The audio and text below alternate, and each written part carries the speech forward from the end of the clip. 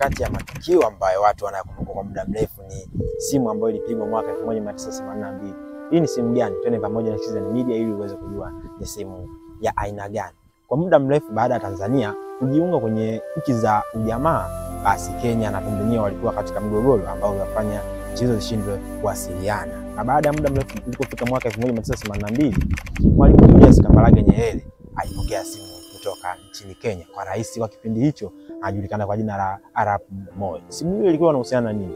Arap Moi alikuwa kuna mtu wake ambaye anamtaka, huyo anajulikana kwa jina la Ezekia Ochuka, ambaye alikuwa anatafutwa nchini Kenya baada ya kupindua nchi ya Kenya ndani ya masaa 6.